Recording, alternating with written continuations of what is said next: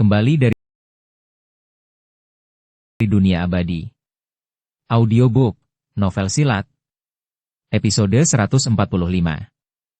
Tang Xiu tersenyum dan mengangguk sebagai tanggapan sambil memuji kecerdikan Qin Xiaoyang di dalam. Saat dia mengikutinya ke dalam aula rekreasi, Tang Xiu dan trio, Tang Wei, Chu Yi, dan Bai Tao kemudian saling menyapa, sebelum diperkenalkan kepada Mu Dongqing dan Xiao Chenglin. Mu Dongqing adalah keturunan dari keluarga Mu di Beijing, keluarga terkemuka yang, meskipun tidak bisa dikatakan berada di puncak, tetapi juga merupakan keluarga terkemuka yang biasa-biasa saja. Namun, keluarga Xiao sangat berbeda. Keluarga itu bahkan lebih kuat daripada keluarga Tang dan dapat digolongkan di antara keluarga terkemuka paling atas. Namun, Xiao Chenglin sendiri sangat rendah hati dan rendah hati, karena dia secara langsung menunjukkan niat baik terhadap Tang Xiu. Obrolan berlangsung riang dan menyenangkan karena semua yang hadir masih muda, namun kerjasama yang dibahas dengan Qin Xiao yang kemarin tidak disebutkan di depan semua orang. Saat semua orang sedang makan siang, Qin Xiao yang mengusulkan, "Bagaimana kalau pergi ke arena bowling dan bermain?" Ah, benar. Arena bowling itu juga berada di sebelah kolam renang. Kalian bisa berenang jika tidak ingin bermain bowling, dan pelatih renang wanita terbaik kita, Kuo Tiantian, juga ada di sini hari ini. Kuo Tiantian? Mata Bai Tao tiba-tiba berbinar. Tak lama kemudian, semua orang datang ke arena bowling. Hanya ada 7 atau 8 orang yang bermain di sana, tetapi ada banyak pelayan cantik yang melayani dan menuangkan teh serta melakukan apapun yang mereka bisa. Adegan yang paling berlebihan adalah ketika seorang gadis muda berbaring di sofa empuk sambil menikmati pijatan dari 2 pelayan. Oh! Hal yang paling tidak terduga bagi Tang Xiu adalah dia melihat 2 orang kenalan di arena bowling ini. Sepupunya yang lebih tua, Tang Ying, dan pacar palsunya, Mu Wanying. Pada saat ini, kedatangan mereka juga diperhatikan oleh 7 orang yang sedang bermain di dalam. "Halo, sayang." Mu Wanying yang tengah memperhatikan Tang Ying bermain sambil tersenyum, tiba-tiba menjadi linglung sejenak saat melihat Tang Xiu di antara rombongan yang baru tiba, sebelum segera berlari menghampirinya dengan wajah terkejut yang senang. "Apa?" Kecuali Tang Xiu, semua orang di arena bowling itu tercengang dengan ketidakpercayaan terpancar di wajah mereka saat melihat ekspresi terkejut sekaligus gembira di wajah Mu Wanying saat dia berlari ke arah Tang Xiu. Tang Xiu tidak dapat menahan diri untuk tidak mendesah dan mengerang dalam hati. Ekspresi dan ucapan Mu Wanying benar-benar menyesatkan orang lain. Namun, dia juga tidak dapat menjelaskan hubungan antara dirinya dan Mu Wanying di hadapan begitu banyak orang, dan karena itu hanya dapat memaksakan diri untuk tersenyum hampa. "Kamu juga bermain di sini, Wanying?" Ada sedikit keringat di ujung hidungnya, dan senyum di wajahnya yang tanpa celah sangat kaya saat dia mengangguk dan berkata, "Kakak Tang Ying memintaku untuk keluar dan bermain, jadi kita di sini. Tidak pernah menyangka akan melihatmu di sini. Sungguh luar biasa." "Wanying, apa yang baru saja kau panggil Tang Xiu?" Tanya Mu Dongqing dengan ekspresi tidak percaya. Mu Wanying menatap kosong, lalu tiba-tiba teringat bahwa dia baru saja memanggil Tang Xiu dengan sebutan, "sayang," dan langsung tersipu. Karena dia sudah mengatakan bahwa dia menyukainya di Shanghai, dia tanpa sadar berteriak tanpa berpikir karena dia terlalu terkejut. Sekarang setelah semua orang mendengarnya, bahkan melompat ke Sungai Kuning mungkin tidak akan bisa membatalkannya. Tidak apa-apa jika tidak bisa menyelesaikannya. Namun, dia tidak menyesali atau merasa terganggu olehnya, dan malah terkekeh sendiri. Dia kemudian melirik Tang Xiu dengan sedikit rasa malu yang menawan. Pemandangan itu disaksikan oleh semua orang dan membuat mereka tercengang. Ekspresi itu, bukankah itu kekaguman dan rasa malu yang tidak sengaja ditunjukkan oleh seorang gadis kepada lelaki yang disukainya? Belle pertama Beijing, putri paling bangga dari keluarga Mu, benar-benar jatuh cinta pada Tang Xiu? Apakah mereka benar-benar jatuh cinta satu sama lain? Semua anak muda yang berfantasi tentang Mu Wanying tiba-tiba berduka dalam hati. Jika itu orang lain, mereka mungkin masih memiliki kepercayaan diri untuk bertarung dan berjuang, tetapi pria itu tidak lain adalah Tang Xiu. Bagaimana mereka masih berani bertarung? Tang Ying mengambil handuk putih untuk menyeka keringatnya dan datang ke depan kelompok dengan ekspresi aneh. Dia menatap Mu Wanying sekilas sebelum beralih ke Tang Xiu, dan kemudian tiba-tiba mengangguk dan berkata dengan puas. Baiklah. Berbicara tentang menjaga barang-barang dalam keluarga, itu tidak buruk.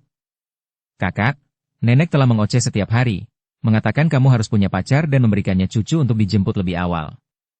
Sepertinya harapan nenek akan menjadi kenyataan. Ngomong-ngomong, Kamu akan ikut denganku ke rumah leluhurku malam ini, Wanying. Daging babi rebus yang dimasak sendiri oleh nenekku sangat enak dan tidak berminyak, benar-benar hidangan yang lezat. Ah, Mu Wanying tercengang, karena dia tidak pernah menyangka Tang Ying akan mengatakan hal ini. Ekspresi malu-malu di wajahnya langsung membuat telinganya memerah. Tang Xiu juga tercengang, karena dia tidak menyangka Tang Ying akan berkata seperti itu, dan bahkan mengundang Mu Wanying untuk mengunjungi kediaman leluhur mereka. Jika yang terakhir benar-benar berkunjung, neneknya akan keliru menganggapnya sebagai calon istri cucunya. Kak Ying, Paman meneleponmu beberapa kali pagi ini, dan teleponmu tidak aktif. Aku tahu dia agak marah sekarang. Kenapa kamu tidak menemui Paman dulu? Mata Tang Xiu berputar dan langsung berbicara. Dengan alis yang sedikit berkerut, kilatan cahaya melintas di mata Tang Ying. Ekspresinya tiba-tiba berubah saat dia berseru. Ya Tuhan! Ayah memerintahkan untuk mengambil dokumen dan aku belum memberikannya kepadanya sampai sekarang. Oh, aku benar-benar mati. Aku pasti akan dimarahi habis-habisan kali ini. Ngomong-ngomong, aku harus pergi. Setelah berkata demikian, dia pergi mengambil tasnya. Namun, setelah berlari 7 langkah lebih, dia tiba-tiba berhenti dan berbalik dengan ekspresi aneh di wajahnya. Dia kembali ke kerumunan, meraih tangan Mu Wanying, dan berkata sambil menyeringai. Ya, ada cara pasti untuk membuat ayah tidak menyalahkanku. Dan aku yakin dia akan memujiku sebagai gantinya. Dengan ekspresi aneh, Tang Xiu bertanya. Dengan cara apa? Tang Ying menyentuh dagu Mu Wanying yang mulus dan berbicara dengan cara yang agak licik. Baiklah, jika ayah tahu bahwa aku membantu sepupuku yang tersayang dan cantik untuk mengejar putri pertama Beijing dan menjadi pacarnya, katakan padaku, apakah dia masih akan menyalahkan dan marah padaku? Hahaha, wanita muda ini benar-benar pintar, bukan? Wanying, ayo pergi. Kau akan melihat nenekku bersamaku sekarang. Aku. Tercengang dan tercengang, Mu Wanying menyadari bahwa meskipun dia sangat mencintai Tang Xiu, mereka hanyalah pasangan palsu. Dan kali ini, mengikuti Tang Ying untuk menemui neneknya di keluarga Tang. Ini, bukankah ini akan mengundang beberapa kecelakaan yang tak terduga? Tiba-tiba, Mu Wanying menatap Tang Xiu dengan ekspresi memohon bantuan. Kak Ying, kamu? Tang Xiu segera menghentikan Tang Ying sambil tersenyum kecut. Ada apa denganku? Kau tidak ingin aku membawa Wanying menemui nenek? Tang Ying segera menyela. Menurutmu dia tidak pantas bersamamu? Atau, kau menahan 1 atau 2 trik, mencoba menidurinya dan kemudian meninggalkannya? Aku, Tang Xiu membuka mulutnya namun tidak tahu harus menjawab apa. Tang Ying menyentuh dagunya dan bersenandung sebelum berkata. Sudah kubilang, kakak. Kau juga tahu sifat ayahku, bukan? Kakak perempuanmu ini pasti akan mati mengenaskan jika aku tidak punya alasan yang bagus kali ini. Kau tidak ingin mengungkap hubunganmu dengan Wanying untuk saat ini, itu yang ku tahu. Tapi tolong lihat wajah kakak perempuanmu, ya kan? Kau akan setuju denganku, kan? Aha, biarlah begitu. Ngomong-ngomong, kau juga harus pulang malam ini untuk makan malam. Setelah mengatakan itu, dia meraih tangan Mu Wanying dan melarikan diri. Tang Xiu ingin mengejar mereka, tetapi di hadapan semua orang, dia tidak dapat menggerakkan kakinya setelah semua yang dikatakan Tang Ying. Ah, lupakan saja. Nanti aku akan menjelaskannya pada nenek secara pribadi. Tang Xiu hanya bisa menghela napas dalam-dalam dan merasakan sakit kepala saat melihat orang lain di sekitarnya. Dia baru menyadari bahwa semua orang menatapnya seperti dia adalah monster atau semacamnya. Kalian? Kenapa kalian semua menatapku seperti itu? Saudara Tang Xiu, ada hal baik dan buruk yang perlu kau dengar, kata Bai Tao sambil tersenyum lebar. Yang mana yang ingin kau dengar lebih dulu? Tidak. Aku tidak ingin mendengarnya, kata Tang Xiu sambil menatapnya dengan mata putih. Kau bicara seperti itu, tapi aku yakin kau ingin sekali mendengarnya dalam hati, kata Bai Tao sambil menyeringai. Pokoknya, aku akan memberitahumu kabar baiknya dulu. Kabar baiknya adalah melihat ekspresi gembira dari putri pertama Beijing, dia benar-benar mencintaimu. Kabar buruknya adalah, kau telah menjadi musuh publik bagi semua pemuda di seluruh Beijing karena menjadi saingan cinta mereka. Kau harus sangat berhati-hati saat berjalan di malam hari nanti. Bab 605, Melihat para tetua keluarga. Setelah kembali dari dunia abadi, Tang Xiu cukup acuh tak acuh terhadap sentimen dan cinta. Meskipun ia sendiri melihat tindakan berhubungan seks sebagai sesuatu yang sepenuhnya dibenarkan dan alami, namun ia juga sangat berhati-hati dalam aspek ini. Itu bukan karena ia tidak ingin mencintai atau dicintai, melainkan lebih karena bekas luka dan rasa sakit di dalam hatinya yang belum sembuh. Ia sadar akan fakta bahwa ada banyak gadis luar biasa di sekitarnya yang juga memiliki banyak kesan baik terhadapnya, tetapi sebelum bekas luka yang sangat parah di dalam dirinya belum sembuh, ia tidak ingin kesalahan yang sama terulang, karena ia tidak tahan mengalami pengkhianatan lagi. Tidak masalah apakah dia melakukan kesalahan atau bertindak berlebihan dengan menjadi kekasih palsu Mu Wanying karena kombinasi keadaan yang aneh. Mungkin masalah dengan Mu Wanying akan diketahui keluarganya, tetapi dia yakin bahwa masalahnya akan terpecahkan selama dia menjelaskannya dengan baik. Dia juga tidak merasa perlu menjelaskan dirinya kepada yang lain dan dengan santai melemparkan beberapa komentar basa-basi sebelum menyeret Bai Tao meninggalkan arena bowling. Kakak Tang, memiliki wanita cantik seperti Mu Wanying seharusnya membuatmu sangat bahagia, bukan? Tapi mengapa aku melihatmu dengan wajah muram? Bisik Bai Tao saat ia menyadari keanehan Tang Xiu. Tidak ada yang perlu disesali, sungguh. Tang Xiu menggelengkan kepalanya. Aku hanya tidak menyangka SIS Ying akan membawa Mu Wanying menemui nenekku. Lupakan saja, oke? Ngomong-ngomong, kamu tampaknya tertarik pada pelatih renang wanita itu. Aku bisa melihat matamu berbinar ketika Qin Xiaoyang menyebutkannya. Bai Tao tampak kosong sebelum ia tersadar kembali, karena ekspresi canggung muncul di wajahnya. Ia kemudian memaksakan senyum kecut dan berkata, mungkin hanya segelintir orang di Beijing yang tahu bahwa aku menyukai Kuo Tiantian. Sayang sekali itu hanyalah cinta yang tak berbalas, cinta bertepuk sebelah tangan, karena mata Kuo Tiantian berada di atas kepalanya. Ia sama sekali tidak bisa melihatku. Apakah kamu sudah mencoba mendekatinya? Tanya Tang Xiu sambil tersenyum. Aku sudah melakukan lebih dari sekadar mengejarnya. Bai Tao mengangguk. Aku sudah melakukan semua yang bisa kulakukan, tapi si cantik itu bahkan tidak tersenyum padaku. Tidak cukup? Tanya Tang Xiu dengan heran. Kau benar-benar menarik. Mungkinkah dia sudah memiliki seseorang yang disukainya? Tidak, dia tidak. Sama sekali tidak, jawab Bai Tao dengan wajah serius. Aku menyelidiki hampir semua hal mengenai latar belakang keluarga dan lingkungan sosialnya. Dia sama sekali tidak berhubungan dengan pria lain. Selain beberapa sahabatnya, dia biasanya tinggal bersama anjing besar itu di dalam, dan mereka berdua bahkan tidak melangkah keluar pintu. Dia tidak mungkin menyukai wanita, kan? Tanya Tang Xiu dengan ekspresi aneh. Itu tidak mungkin. Bai Tao memutar matanya ke arahnya dan membalas dengan ketus. Aku sudah bertanya kepada beberapa sahabatnya.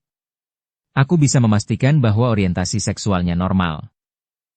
Begitu ya? Kalau begitu jangan pesimis karena kamu sudah tahu caranya.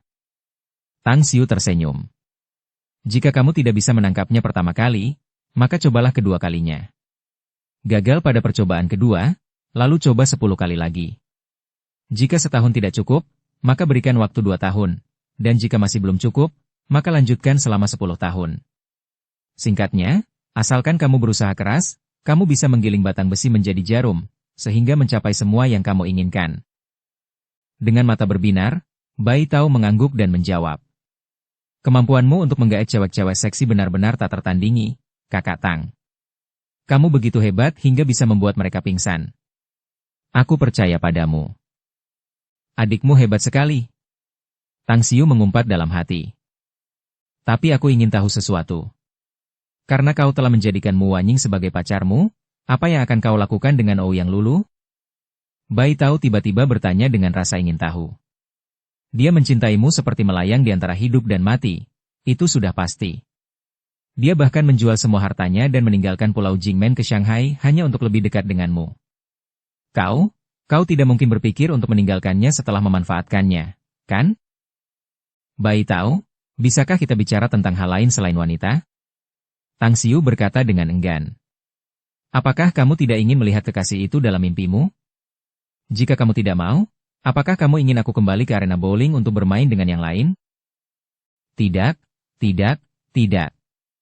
Aku tidak menginginkannya, tidak akan berhasil.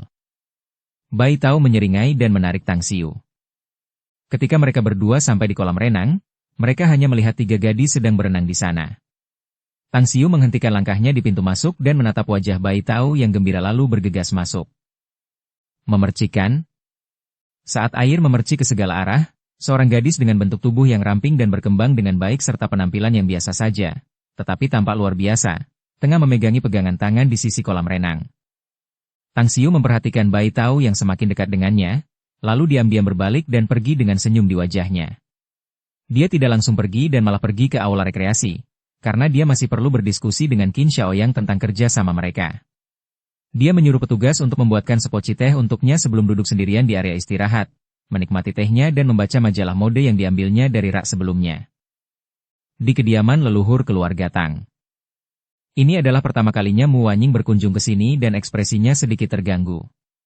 Ketika Tang Ying sampai di pintu masuk, langkahnya menjadi semakin lambat sebelum akhirnya dia berhenti berjalan. Ada apa denganmu, Wanying? Tang Ying menyadari kejanggalan itu, lalu berbalik dan bertanya padanya. Kak Ying, lupakan saja. Tang Xiu dan aku, kata Mu Wanying dengan nada rendah. Tang Ying meraih pergelangan tangannya dan menariknya masuk sambil tersenyum dan berkata. Jangan khawatir, Wanying. Bahkan menantu perempuan yang jelek pun harus bertemu dengan mertuanya cepat atau lambat. Dan kamu sama sekali tidak jelek, karena kamu malah dipuji sebagai si cantik pertama di ibu kota. Aku yakin nenekku akan sangat menyukaimu. Tenang saja. Paman dan bibiku ada di kota Bintang, dan kamu akan menemui mereka bersama Tang Xiu di sana. Yang ingin disampaikan Mu Wanying kepada Tang Ying adalah bahwa hubungannya dengan Tang Xiu tidak seperti yang dipikirkan semua orang. Namun, kata-kata itu sangat sulit diucapkannya meskipun sudah berada di ujung lidahnya. Dia kemudian bersiap saat memasuki kediaman keluarga Tang dan langsung bertabrakan dengan Tang Min yang keluar. Bibi, panggil Tang Ying sambil tersenyum. Tang Min mengangguk pelan sebagai jawaban, lalu tatapannya jatuh pada Mu Wanying dan berkata sambil tersenyum. Bukankah ini pangeran kecil dari keluargamu? Kau benar-benar cocok dengan rumor sebagai si cantik pertama di ibu kota. Wajah cantikmu Wanying memerah dan buru-buru menundukkan kepalanya.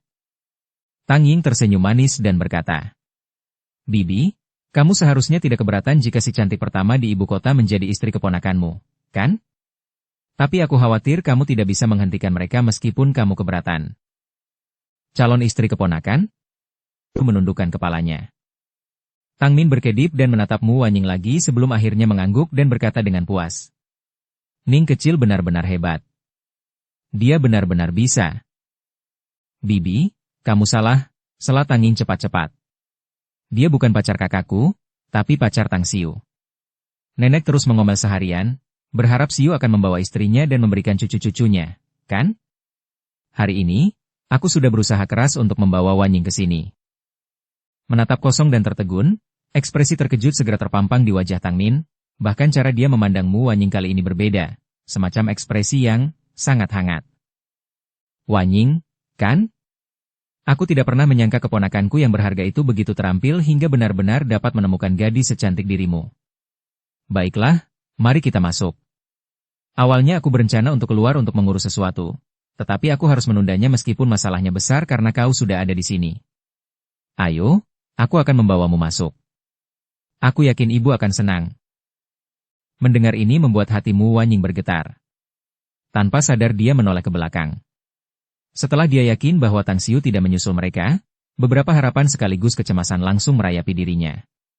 Dia memang memiliki hubungan yang sangat dekat dengan Tang Xiu akhir-akhir ini, dan itu sepenuhnya karena inisiatifnya. Namun, dia masih belum bisa memahami apa yang sebenarnya ada dalam pikiran Tang Xiu. Jika Tang Xiu marah karena ini, maka di halaman belakang, menundukkan kepalanya. Qin Changyu sedang memegang sapu dan membersihkan halaman. Karena tubuhnya tiba-tiba menjadi lebih sehat dan kuat, dia seperti beberapa tahun lebih muda, dan dia merasa sangat rileks saat membersihkan halaman dengan suasana hati yang sangat bahagia. Ibu, lihat siapa yang dibawa pulang oleh Little Ying, kata Tang Min sambil tersenyum setelah ia menarik tangan mungil ramping Mu Wanying dan memasuki halaman belakang. Qin Changyu berdiri sebentar lalu mengamati Mu Wanying dengan saksama dan berkata dengan ragu. Nona muda ini adalah... Apa kabar, Nek? Panggil Mu Wanying dengan tergesa-gesa. Ibu, namanya Mu Wanying, putri kecil dari keluarga Mu, kata Tang Min sambil tersenyum. Yang terpenting adalah dia cucumu, pacar Tang Xiu. Apa? Wajah Qin Changyu kosong sebelum ekspresi terkejut yang menyenangkan menggantikannya. Dia buru-buru meletakkan sapu dan berjalan menuju Mu Wanying. Dia mengamatinya dari ujung kepala sampai ujung kaki sebelum senyum lebar muncul di wajahnya. Lalu dia mengangguk beberapa kali dan berkata, "Bagus, bagus. Luar biasa. Sangat elegan dan cantik, dan juga memiliki temperamen yang baik. Cucuku yang berharga, dia benar-benar berusaha keras untuk sukses dan akhirnya bisa menemukan pacar yang sangat luar biasa." "Ying. Wanying, kan? Ayo masuk ke dalam rumah bersama nenek." Mu Wanying dapat merasakan kegembiraan Qin Changyu datang dari hatinya setelah Tang Min menyebutnya sebagai pacar Tang Xiu. Karena itu dia merasa sedikit gelisah dan lega di saat yang bersamaan. Sambil tersenyum, Tang Ying berkata, "Nenek, aku membawakanmu cucu menantu perempuanmu, tetapi menunda pekerjaan yang diberikan ayah kepadaku. Kamu harus melindungiku jika dia menyalahkanku nanti." Qin Changyu menjawab dengan gembira. "Aku akan menghajar ayahmu jika dia berani marah padamu, Little Ying. Kamu hebat, nenek sangat senang." Kekhawatiran terakhir Tang Ying akhirnya sirna saat ia berkata dengan gembira. "Senang sekali kalau nenek merasa puas. Lagi pula, aku sudah berusaha keras untuk membawa Wanying ke sini. Awalnya Tang Xiu akan ikut dengan kita, tetapi ia punya hal penting untuk didiskusikan dengan beberapa temannya, jadi ia memintaku untuk membawanya kembali terlebih dahulu." Dengan ekspresi gembira di wajahnya, Qin Changyu mengangguk dan memuji Tang Xiu. Kemudian, dia menggandeng tangan Mu Wanying dan mengantarnya ke rumah. Kebaikan yang ditunjukkannya membuat Mu Wanying tidak tahan. Melihat wajah ibunya yang bahagia, Tang Min juga sangat tersentuh. Orang-orang mengatakan bahwa 3 wanita berkumpul sudah cukup untuk membuat suasana menjadi hidup. 3 generasi wanita dari keluarga Tang dan Mu Wanying rukun dan masing-masing menunjukkan antusiasme mereka yang terbesar, tetapi Mu Wanying merasa sedikit bersalah di dalam hatinya. Setelah lama khawatir, Mu Wanying akhirnya bertindak saat Tang Min dan Tang Ying keluar. Dia tidak menjawab pertanyaan Qin Changyu tentang keluarganya dan malah berbicara dengan ekspresi sedikit menyesal.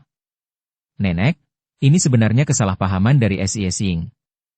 Tang Xiu dan aku sebenarnya bukan sepasang kekasih." "Apa?" Senyum di wajah Qin Changyu membeku dan ekspresinya agak bingung. "Sebenarnya, Tang Xiu dan aku bukanlah sepasang kekasih," lanjut Mu Wanying cepat. "Kami berpura-pura menjadi sepasang kekasih di depan orang luar karena Tang Xiu berusaha membantuku menghalangi siswa laki-laki lain untuk menggangguku. Nenek, aku benar-benar minta maaf tentang ini.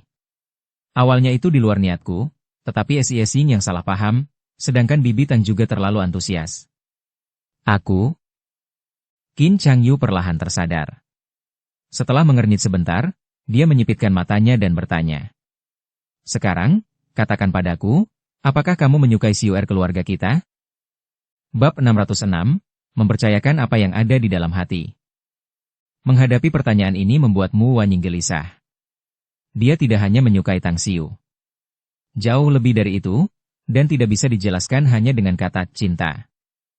Dia ingin mengungkapkan isi hatinya kepada nenek Tang Xiu, tetapi dia menahan diri dan menyimpan rasa malu dan bangga di dalam dirinya, menyebabkan wajahnya memerah. Dia membuka mulutnya, tetapi kata-katanya seolah tertahan di tenggorokannya. Ekspresi Qin Changyu, khususnya, sangat serius, dan dia melihat ekspresi Mu Wanying sebelum berkata dengan sangat serius. "Wanying, bersikap menahan diri adalah hal yang baik dan benar untuk dilakukan, tetapi jika masalah penting seumur hidupmu tertunda karenanya, maka itu tidak sepadan dengan kerugian yang akan kamu alami. Jika kamu memang menyukai Xiu'er dari keluarga kita, maka katakan dengan serius kepada nenek, karena nenek percaya bahwa dia bukan anak yang tidak punya hati." Mu Wanying teringat akan banyaknya teman wanita yang dimiliki Tang Xiu.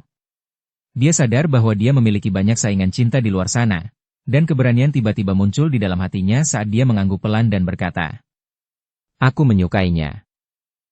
Ekspresi serius di wajah Qin Changyu mencair, saat senyum mengembang di wajahnya yang tampak muda. Kemudian, dia memegang tangan Mu Wanying dan berkata dengan ekspresi puas, "Baguslah kamu menyukainya, oleh karena itu nenek akan menjagamu dengan baik. Aku tidak akan mengampuni bocah nakal itu jika dia berani menindasmu." Meskipun hatinya tersentuh, Mu Wanying tetap berkata, "Terima kasih, Nek, tapi aku tidak ingin memaksanya. Lagi pula, dia baru mulai kuliah tahun ini, jadi masih terlalu dini. Mari kita jalani dengan baik dulu, baru aku akan mengandalkan diriku sendiri untuk memperjuangkannya." Tolong jangan memberinya tekanan, Nek. Qin Changyu berseri-seri, dia benar-benar menghargai Mu Wanying sekarang. Kemudian, dia mengangguk dan berkata, "Jangan khawatir. Nenek tidak akan menekannya, tetapi aku tidak bisa hanya berdiam diri tanpa melakukan apapun. Lagi pula, Nenek memiliki gagasan yang jelas tentang apa yang harus dilakukan." Saat senja tiba, Tang Xiu kembali ke rumah leluhur keluarga Tang. Yang tidak disangkanya adalah hampir semua anggota keluarga Tang di Beijing ada di sana. Bahkan pamannya, Tang Yunpeng, yang kebetulan baru saja kembali ke ibu kota, sedang duduk di sofa di ruang tamu, tersenyum lebar. "Kamu?" Tang Xiu menatap Mu Wanying yang buru-buru berdiri dari sofa. Ada ekspresi gelisah dan tidak nyaman di wajahnya. Dia juga menatap anggota keluarganya yang lain dengan wajah tersenyum, dan firasat buruk tiba-tiba muncul di hatinya. Dengan senyum mengembang di wajahnya, Qin Changyu melambaikan tangan pada Tang Xiu dan berkata, "Cucu yang baik, kemarilah ke nenek." Tang Xiu menghampirinya dan bertanya, "Apakah ada kecelakaan yang terjadi di keluarga kita? Kenapa begitu banyak orang datang ke sini hari ini?" "Cucu, nenek mendengar bahwa masalah hubunganmu dengan Mu Wanying terungkap di klub hari ini, benarkah?" "Apa?" Meskipun dia bisa menebak bahwa semua orang yang datang ke sini mungkin berhubungan dengan Mu Wanying, namun bagaimana dia bisa mengungkapkannya seperti itu? Jelas bahwa panggilan Mu Wanying kepadanya akhirnya membuat semua orang salah paham. Dia ingin menjelaskan, tetapi dia takut Mu Wanying akan malu, jadi dia hanya bisa tersenyum kecut dan menjawab, "Nenek, seharusnya tidak perlu membuat semua orang berkumpul dan membuka rapat hanya karena masalah hubungan anak muda, kan? Anak bodoh, kita sebagai tetua keluarga harus memperhatikan hubungan generasi muda kita. Sebagai permulaan, wajah keluarga Tang secara keseluruhan akan langsung dipengaruhi oleh istri yang akan kamu nikahi di masa depan. Anak ini, Wanying, sangat baik dan sangat luar biasa. Nenek sangat menyukainya dan begitu pula semua orang," kata Qin Changyu. "Aku sedang kalah." Akhirnya, Tang Xiu meledak di dalam. "Xiu'er, nenek tidak akan memanggil semua orang ke sini jika hubungan kalian berdua tidak terbongkar ke orang lain. Namun faktanya adalah kamu dapat yakin bahwa tidak akan butuh waktu lama bagi semua kalangan sosial di ibu kota untuk mengetahui berita bahwa Wanying adalah pacarmu. Bahkan jika kamu tidak peduli dengan dirimu sendiri, bukankah kamu harus mempertimbangkan kepolosannya sebagai seorang gadis dan keluarganya?" kata Qin Changyu. "Nenek, bukankah apa yang kau katakan terlalu dibesar-besarkan?" Tang Xiu memaksakan senyum masam. "Bagaimana mungkin itu akan memengaruhi kepolosan seorang wanita? Apa yang kau katakan memang begitu adanya, Xiu'er," kata Qin Changyu dengan serius. "Dengan latar belakang keluarga kita, semua anggota keluarga menganggap sentimen dan perasaan di antara kekasih sebagai sesuatu yang penting. Jika berita bahwa putri kecil dari rumahmu adalah pacarmu telah terungkap ke orang luar, maka dia akan dicap sebagai orang yang terikat dengan keluarga Tang kita dan semua orang akan menganggap dan memperlakukannya sebagai seseorang dari keluarga Tang. Sekarang, katakan padaku, siapa yang akan menikahinya jika dia tidak menikahimu di masa depan? Bukankah mungkin bagimu untuk menemukan yang lebih rendah dan kemudian tidakkah semua orang akan berpikir bahwa kau mencampakkannya? Dan pada saat itu, apakah dia bahkan mampu menghadapi orang lain?" "Saya." Tang Xiu tercengang. Masalah ini sebelumnya tidak pernah terpikir olehnya, dan dia tiba-tiba menyadari bahwa apa yang dikatakan neneknya benar. Tapi mereka, bagaimanapun juga, hanyalah pasangan palsu. Jika ini adalah jebakan yang diatur untuk memaksa mereka berdua bersama dan, meskipun dia sendiri tidak menganggapnya penting, bagaimana mungkin keluarga Mu Wanying masih mau menerimanya? Tang Quosheng membungkuk dengan ekspresi gembira, sambil melambaikan tangannya dan berkata, "Siapa di antara keturunan keluarga Tang yang pelin-pelan dan tidak bertanggung jawab? Karena Xiu'er dan Wanying adalah sepasang kekasih, mereka tidak akan pernah berpisah di masa depan. Selain itu, generasi muda akan baik-baik saja dengan sendirinya. Biarkan mereka berkembang perlahan terlebih dahulu dan, setelah semuanya matang atau begitulah yang mereka pikirkan, maka lelaki tua ini akan secara pribadi mengunjungi keluargamu untuk melamar dan mengadakan pesta pernikahan. Baiklah, makan malam seharusnya sudah disiapkan, jadi mari kita semua makan terlebih dahulu." Melamar? Melaksanakan pernikahan? Keringat dingin mengalir di sekujur tubuh Tang Xiu. Dia menatap Mu Wanying yang tersipu malu dan menundukkan kepalanya. Jika dia tidak ragu dan peduli dengan wajah Mu Wanying yang tenggelam dalam rasa tidak nyaman dan tertekan seperti sekarang, dia benar-benar ingin berteriak keras kepada semua orang, kami adalah pecinta palsu. Saat makan malam dimulai, hidangannya sangat lezat, tetapi Tang Xiu tidak berselera makan. Sebaliknya, Mu Wanying, yang menjadi tamu terhormat keluarga, makan banyak, diperhatikan dan disayangi oleh semua orang. Begitu banyaknya sehingga Tang Ying, yang juga ada di meja makan, merasa masam di dalam hatinya, sambil sesekali mendongak dan memutar matanya ke arah Tang Xiu. Itu bukan urusanku sejak awal. Kau makan apa yang kau tanam. Tang Xiu juga sesekali melotot ke arahnya untuk membalasnya, menahan amarahnya, dan memaksakan diri untuk menghabiskan makanannya. Setelah melihat neneknya hendak menarik Mu Wanying untuk mengobrol lagi, dia buru-buru mencari alasan dan berkata bahwa Mu Wanying masih harus mengurus sesuatu malam ini, dan segera membawanya meninggalkan kediaman keluarga Tang. Huf! Tang Xiu menghela napas lega saat mereka melangkah keluar dari pintu masuk kediaman. Maafkan aku. Ekspresi Mu Wanying sedikit rumit saat dia berbicara lembut sambil menundukkan kepalanya. Tang Xiu menatap wajahnya dan mendesah dalam hati. Dia sama sekali tidak bisa menyalahkan Mu Wanying. Apalagi kejadian hari ini sebenarnya bukan salahnya, tetapi semuanya karena Tang Ying. Lupakan saja, kamu tidak perlu khawatir. Tang Xiu melambaikan tangannya dan kemudian berbicara setelah mereka masuk ke dalam mobil. Sudah larut. Aku akan mengantarmu pulang. Baiklah. Mu Wanying mengangguk dengan lembut. Oriental Rose Garden, kompleks perumahan kelas atas di Beijing. Mengikuti arahan Mu Wanying, Tang Xiu menghentikan mobilnya di garasi bawah tanah. Alih-alih terburu-buru berbicara, dia membuka jendela dan menyalakan sebatang rokok. Dia menghisap rokoknya dalam-dalam 2 kali sebelum berbicara. Wanying, situasiku cukup rumit, karena aku pernah terluka parah oleh sentimen ini di masa lalu. Aku tidak pernah berpikir dan tidak berniat untuk memulai hubungan baru sampai luka ini sembuh sepenuhnya. Apa yang terjadi di antara kita hanyalah kombinasi keadaan aneh yang berubah menjadi situasi ini, dan aku minta maaf jika masalah ini berdampak pada reputasimu. Mu Wanying terguncang dalam hatinya. Meskipun dia menduga bahwa Tang Xiu pernah dirundung masalah sentimental di masa lalu, dia tidak menyangka bahwa Tang Xiu benar-benar terluka seperti itu. Dia benar-benar tidak tahu wanita buta macam apa yang tega menyakiti pria yang begitu hebat. Tang Xiu, akulah yang harus minta maaf. Kalau bukan karena aku, hari ini tidak akan. Tang Xiu melambaikan tangannya dan berkata, tidak apa-apa. Apa yang kau lakukan saat itu tidak perlu ditentang. Itu bisa dimengerti karena kita adalah pasangan, meskipun itu palsu. Karena mereka telah salah mengartikannya, biarkan saja mereka salah paham. Jika ada, aku tidak pernah mempertimbangkan untuk melibatkan diri dalam perasaan, kasih sayang, dan sentimen selama beberapa tahun ke depan. Jika kau juga tidak ingin jatuh cinta untuk saat ini, maka mari kita terus bersikap seperti ini. Jangan biarkan kesalahpahaman orang lain mengganggu kita. Mu Wanying sedikit bingung saat dia menjawab. Baiklah. Ekspresinya tidak diperhatikan oleh Tang Xiu saat dia melanjutkan. Apa yang terjadi hari ini pasti akan tersebar dan didengar oleh keluargamu. Jika mereka bertanya padamu dan kamu ingin menjelaskannya, silakan saja. Jika kamu tidak mau, telepon saja aku.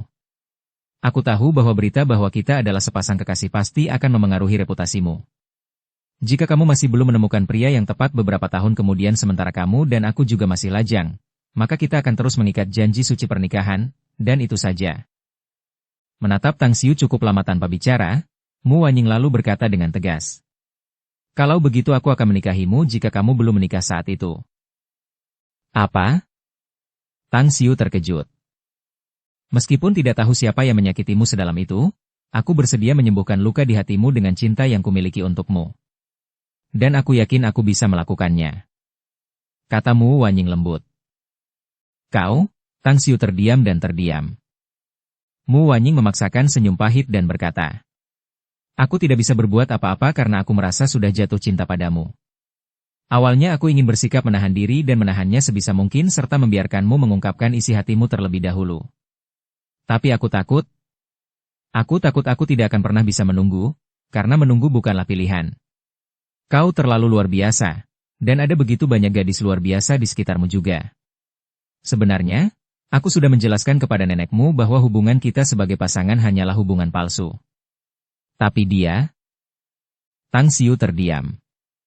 Kalau saja Su Qingcheng tidak ada, kalau saja dia tidak mengalami kehidupan di dunia abadi selama 10.000 tahun, dia pasti akan tertarik pada Mu Wanying dan bahkan jatuh cinta padanya. Namun sekarang, luka di hatinya membuatnya takut, menahannya untuk tidak ingin mengungkapkan perasaannya terlalu dini. Dia tidak pernah memikirkan perasaan dan kasih sayang dengan begitu serius di masa lalu. Namun saat ini, itu adalah suatu keharusan. Namun, saat ia mulai memikirkannya, ia merasa agak tertekan. Pertama-tama, tak perlu dikatakan lagi bahwa ada Han Qingwu, Su Qingcheng dari kehidupan sebelumnya, dan Ouyang Lulu, yang berusaha mengejarnya dengan putus asa. Dan kemudian ada Kang Xia, yang telah ia berikan tubuhnya. Ia sudah kehabisan akal, dan sekarang Mu Wanying ditambahkan ke dalam barisan. Untuk sesaat, pikiran Tang Xiu menjadi bingung saat pikirannya berputar-putar. Pokoknya, aku mau pulang dulu. Aku perlu istirahat lebih awal. Saat rokok kedua habis terbakar, dia berbalik menatap Mu Wanying. Mu Wanying ragu sejenak sebelum berbicara. Apakah kamu ingin naik? Aku tinggal sendirian di sini. Tidak. Tang Xiu menggelengkan kepalanya. Aku akan kembali ke Kota Bintang malam ini karena ada beberapa hal di Magnificent Tang Corporation yang perlu kurus. Baiklah. Perhatikan keselamatanmu dalam perjalanan ke sana.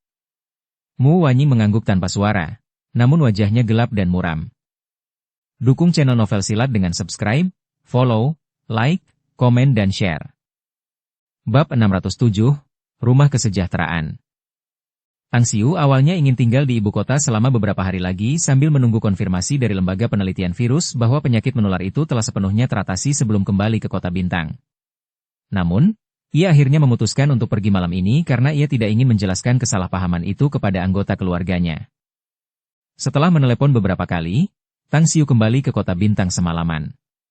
Namun, ia tidak bisa berkata apa-apa saat kembali ke Kota Gerbang Selatan, karena ia mendapati orang tuanya belum beristirahat. Mereka kini mengobrol di ruang tamu sambil mengenakan piyama. Sonny, apakah kamu sedang jatuh cinta? Saat itu pukul 2 pagi, tetapi Su Lingyun tidak tampak mengantuk sama sekali dan malah datang menyambutnya dengan ekspresi gembira. Beritanya menyebar secepat ini? Sambil menggaruk bagian belakang kepalanya, Tang Xiu hanya bisa menjawab dengan ekspresi tak berdaya. Bu, Mu Wanying dan aku hanyalah sepasang kekasih palsu. Dia kebetulan memiliki banyak siswa laki-laki yang mengejarnya, sedangkan putramu juga dikejar oleh banyak siswa perempuan. Jadi kami memikirkannya dan memutuskan untuk menjadi pasangan palsu hanya untuk menghalangi para pengejar itu. Pasangan palsu? Pengungkapan itu membuat Su Lingyun dan Tang Yunde tercengang. Alasan mereka belum tidur adalah karena mereka mengetahui bahwa putra mereka akan kembali dari Beijing. Mereka penuh dengan harapan dan menunggu karena berita yang mereka dengar dari orang lain, tetapi mereka tidak menyangka bahwa itu sebenarnya berita palsu. Dalam sekejap, Su Lingyun tampak seperti balon kempes saat dia duduk kembali di sofa, tanpa putus asa dan murung. Dia kemudian menguap dan berkata, "Nak, aku mendengar bahwa gadis bernama Mu Wanying ini cukup luar biasa. Tetapi meskipun begitu, kepura-puraan bisa berubah menjadi kenyataan jika kamu berusaha keras untuk mewujudkannya. Baiklah, aku agak mengantuk sekarang. Aku akan tidur." Tang Yunde menatap Tang Xiu dengan pandangan merenung sebelum menggelengkan kepalanya dan berbalik untuk berjalan ke kamar mereka. Melanjutkan kepura-puraan mungkin bisa menjadi kenyataan? Sambil melihat punggung orang tuanya, perasaan tertekan memenuhi hati Tang Xiu. Kemudian, ia pergi ke lantai 2, mandi dan mengganti pakaiannya dengan piyama baru dan tidur di tempat tidurnya yang nyaman. Beberapa jam kemudian, ia bangun dan semangatnya pulih dan penuh energi. Setelah itu ia mandi dan mulai berkultivasi. Tingkat kultivasinya saat ini telah mencapai tingkat puncak tahap transformasi jeroan dan organ dalamnya telah ditempa. Organ dalamnya kini ribuan kali lebih kuat daripada orang biasa. Sekarang ia hanya sedikit lagi dari tahap sirkulasi darah dan qi. Dan hanya setelah mencapai tahap ini ia akan dapat dengan mudah menggunakan mantra sihir yang lebih mendalam. Meskipun demikian, dia sadar akan fakta bahwa tergesa-gesa akan menghasilkan pemborosan. Akan sangat sulit untuk menembus tahap yang lebih tinggi selama beberapa tahun ke depan. Alasannya adalah bahwa dia mampu mencapai tingkat kultivasinya saat ini karena terlalu banyak pertemuan yang tidak disengaja. Namun, dia juga tidak merasa perlu untuk terburu-buru, karena setiap gedung tinggi dimulai dengan fondasinya terlebih dahulu. Lapisan terakhir dari tahap pertama kultivasinya, alam tubuh tirani bintang, adalah untuk memadatkan qi-nya menjadi pembentukan fase 9 inti. Namun itu hanyalah tahap dasar untuk seni surgawi asal kosmik. Kultivasinya di tahap selanjutnya akan lebih stabil hanya jika dia meletakkan fondasi yang kuat. Sudah lebih dari setengah tahun sejak dia kembali dari dunia abadi, tetapi dia mampu mencapai kondisinya saat ini. Kultivasinya memang berkembang pesat. Oleh karena itu, dengan asumsi bahwa tidak ada pertemuan kebetulan yang besar, dia perlu menekan tingkat kemajuan ini bahkan jika situasinya memungkinkan dan memungkinkannya untuk melakukan terobosan. Huf! Setelah mengembuskan napas busuk, Tang Xiu perlahan membuka matanya. Kota Gerbang Selatan mungkin memiliki lingkungan yang indah, tetapi tetap saja terletak di kota, dan konsentrasi ki spiritual di sini sama sekali tidak sebanding dengan desa bukit bertembok, apalagi Pulau Sembilan Naga. Tanpa konsentrasi ki spiritual yang kaya sebagai media, tingkat penyerapan energi dari bintang-bintang melemah beberapa poin. Tang Xiu bangkit dari tempat tidurnya dan membuka tirai. Serpihan salju besar tiba-tiba jatuh di luar. Kota bintang tidak terletak di selatan atau termasuk wilayah utara, dan hanya memiliki sedikit salju setiap kali tahun baru berakhir. Namun, salju turun secara tak terduga, meskipun masih ada beberapa hari lagi menuju tahun baru. Selain itu, salju lebat seperti hari ini merupakan pemandangan langka di kota bintang. Dunia luar diselimuti warna putih. Bahkan bunga plum yang mekar dengan indah pun tertutup salju putih, menutupi keindahannya. Hampir tidak ada penduduk yang berjalan di antara butiran salju yang berjatuhan, tetapi banyak petugas keamanan dan karyawan dari kantor manajemen properti yang menyapu salju di jalan beton di area villa. Long Suyao. Tatapan Tang Xiu tertuju pada seorang gadis jangkung. Dia langsung teringat janjinya untuk mentraktirnya makan malam karena telah membantunya mendapatkan SIM. Itu sudah sangat lama, namun dia belum menepati janjinya. Beberapa menit kemudian, Tang Xiu sudah berpakaian rapi. Agar tidak menarik perhatian, dia menyamar dengan mengenakan mantel bulu, yang tidak diketahuinya saat dibelikan oleh ibunya, lalu berjalan keluar. Dulu ketika dia berada di dunia abadi, Tang Xiu pernah melihat dunia es dan salju, jadi dia tidak begitu terganggu atau peduli dengan salju yang turun lebat saat ini. Setelah menyapa para penjaga keamanan yang dikenalnya dengan baik, Tang Xiu datang ke depan Long Suyao. Dia memperhatikan saat dia membersihkan salju dengan sekop dan kemudian berkata sambil tersenyum. Aku akan membantumu. Long Suyao berdiri dan langsung tersenyum saat melihat Tang Xiu. Anda orang yang sibuk, Tuan Tang. Sudah lama saya tidak bertemu dengan Anda. Apakah Anda sedang liburan kuliah? Tang Xiu mengambil sekop besi darinya sebelum mengangguk dan tersenyum. Ya. Aku baru saja kembali ke kota bintang tadi malam. Tidak pernah menyangka akan turun salju lebat hari ini. Senang sekali kau kembali kemarin.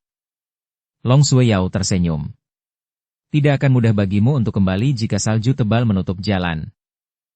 Benar. Tang Xiu tersenyum.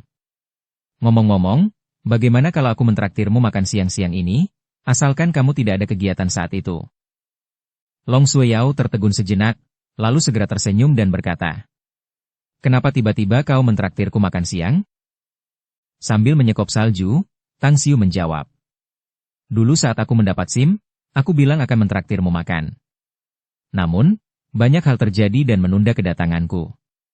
Kebetulan saja Long Zhengyu meneleponku dalam perjalanan pulang kemarin. Dia tahu bahwa aku akan kembali dan mengundangku makan. Karena itu, aku ingin mengundangmu juga. Lupakan soal SIM. Kau tidak perlu khawatir soal itu. Long Suyao menggelengkan kepalanya sambil tersenyum tipis. Bukan karena kebaikanku, semuanya berjalan lancar sejak awal. Bagaimanapun, aku tidak akan ikut bersenang-senang di pertemuan pria. Lagi pula, aku khawatir aku tidak akan bisa keluar karena ada hal-hal yang harus kuurus siang ini. Ah, karena kamu punya hal yang harus dilakukan, bagaimana kalau lain kali saja? Tang Xiu mengangguk dan bertanya. Long Suyao mengangguk pelan sebagai jawaban. Tiba-tiba, dia tampak mengingat sesuatu dan kemudian berkata, apakah kalian akan minum dan makan lalu nongkrong di malam hari? Jika aku ingat dengan benar, Long Zhengyu bermain mahjong dengan teman-temannya tadi malam. Aku khawatir akan sangat sulit baginya untuk bangun siang ini, kan? Bagaimana kau tahu dia bermain mahjong sepanjang malam? Tanya Tang Xiu dengan heran. Apa kau lupa kalau kita ini saudara? Tanya Long Suyao sambil tersenyum. Kita makan malam bersama tadi malam. Dia memberitahuku saat itu. Tang Xiu tiba-tiba mengerti. Long Zhengyu dan Long Suyao adalah sepupu. jadi tidak ada yang istimewa bagi keluarga yang sama untuk makan malam bersama. Setelah merenung, dia kemudian menjawab, "Aku akan mencarinya di malam hari." "Kalau begitu, bagaimana kalau pergi ke suatu tempat bersamaku di siang hari?" tanya Long Shueyao sambil tersenyum. "Kemana?" tanya Tang Xiu dengan ekspresi bingung. "Kau akan tahu saat kau pergi bersamaku," kata Long Shueyao. "Pokoknya, mari kita selesaikan ini dulu." Tang Xiu tersenyum menanggapi. Dia tidak terlalu peduli tentang wanita itu yang membuatnya terus menebak-nebak. Lagi pula, dia baru saja kembali dan tidak punya banyak hal untuk diurus. Sedangkan mengikutinya untuk melihat apa sebenarnya itu tidak akan membuatnya tinggal di rumah dan mendapat omelan terus-menerus dari orang tuanya tentang masalah hubungan pria dan wanita. Setelah 1 jam berlalu, salju mulai sedikit berkurang dan Tang Xiu kembali ke rumah untuk sarapan. Setelah menghabiskan 2 jam membaca buku di ruang belajar, dia mendapat telepon dari Long Shueyao. Kompleks villa ini dipenuhi banyak orang dibandingkan dengan pemandangan pagi yang sepi dan dingin. Tidak hanya ada remaja, bahkan orang tua mereka menemani mereka bermain, melempar bola salju, dan membuat manusia salju. Masih jam 10 pagi. Kenapa harus berangkat pagi-pagi begini? Saat Tang Xiu tiba di depan gedung kantor manajemen properti, dia bertanya pada Long Shueyao yang berdiri di depan sebuah SUV.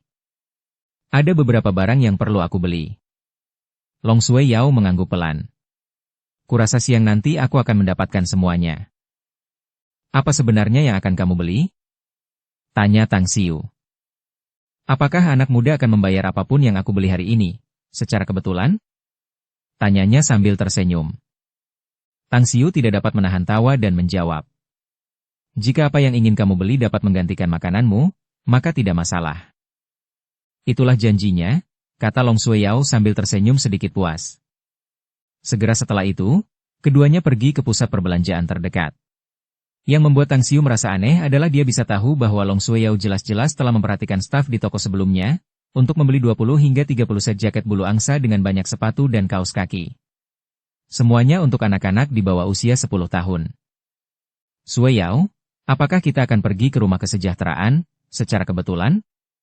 tanya Tang Xiu setelah mendorong troli dengan bantuan staf toko, dan kemudian keduanya akhirnya memindahkan semuanya. "Aku tahu aku tidak bisa menyembunyikannya darimu," Long Shueyao berkata sambil tersenyum. "Kita memang akan pergi ke rumah kesejahteraan. Selain itu, rumah kesejahteraan ini berada dalam kondisi terburuk di seluruh kota Bintang." Tang Xiu mengangguk tanpa bicara. Bahkan, dia juga sangat mendukung kunjungan dan beramal ke panti asuhan. Banyak anak yang kehilangan orang yang mereka cintai sangat menyedihkan. Seandainya kesejahteraan panti asuhan tersebut benar-benar buruk, mereka akan menghadapi dan menanggung masa-masa sulit di tengah musim dingin. Rumah Kesejahteraan Bintang Biru. Itu adalah rumah kesejahteraan paling bobrok yang terletak di pinggiran kota Bintang, dan hanya memiliki 6 staf untuk mengelolanya termasuk kepalanya, yang kakinya lumpuh karena terjatuh beberapa tahun lalu. 5 lainnya bertanggung jawab untuk membeli bahan makanan, memasak, dan memenuhi kebutuhan sehari-hari mereka. Rumah kesejahteraan itu sendiri mengadopsi 32 anak, dan 4 diantaranya berusia kurang dari 1 tahun. Di gerbang panti asuhan tempat salju turun dengan lembut, kepala panti asuhan, Wu Xiufen memegang payung yang rusak dan menunggu di dekat papan nama yang sudah rusak. Dia menerima panggilan telepon dari Long Shueyao kemarin dan karena itu terus datang ke gerbang sejak pagi ini. Dia telah menunggu lebih dari 1 jam dan keluar puluhan kali. Berderak. Mobil SUV itu berhenti di gerbang rumah kesejahteraan dan Long Shueyao serta Tang Xiu keluar dari mobil. Long Shueyao berjalan ke arah Wu Xiufen dan melihat bibirnya yang sedikit berubah ungu, lalu berkata dengan khawatir. "Dekan Wu, mengapa kamu keluar? Cuacanya dingin dan bersalju." "Tidak apa-apa. Aku memakai pakaian tebal," jawab Wu Xiufen. Pakaian yang dikenakannya sangat tebal dan dia agak gemuk. Namun, beberapa bantalan katun di bahu jaketnya yang tebal terlihat. Jahitannya jelas rusak, sementara ada juga beberapa jahitan di beberapa tempat lainnya. Sedangkan untuk kakinya, dia hanya mengenakan sepatu usang tanpa bantalan. Tang Xiu, yang berdiri di samping, diam-diam mendesah dalam hati. Long Xiaoyu memberitahunya dalam perjalanan ke sini tentang situasi di rumah kesejahteraan Bintang Biru, jadi dia mengetahui bahwa rumah kesejahteraan ini hanya didanai oleh beberapa orang dengan niat baik, sementara bantuan dari pemerintah hampir tidak ada apa-apanya. Bab 608, melakukan tindakan yang mampu dilakukan. Setelah Long Sui Yao memperkenalkannya, Tang Xiu berkenalan sebentar dengan Wu Xiufan. Kemudian, dia duduk kembali di kursi pengemudi dan memperhatikan kedua wanita itu memasuki rumah kesejahteraan sebelum menyalakan mobil dan mengendarainya perlahan ke dalam. Rumah kesejahteraan bintang biru sudah usang dan infrastrukturnya dalam kondisi buruk. Ada beberapa ayunan di halaman, tetapi hanya bisa digunakan untuk bermain anak-anak. Bangunan kecil itu hanya setinggi 2 lantai dan banyak jendelanya yang diplester dengan koran. Bahkan ada 2 jendela yang diganti dengan lembaran plastik. Oh! Penglihatan Tang Xiu tiba-tiba terfokus pada satu titik. Dia melihat dengan jelas seorang anak laki-laki di koridor lantai bawah. Anak laki-laki itu memegang tongkat kayu kecil dan berdiri diam di samping pilar beton. Dia tampak memperhatikan dunia bersalju yang melayang di luar, namun tidak ada ekspresi apapun di matanya. Ada tanda-tanda radang dingin dan beberapa noda darah merah di wajahnya.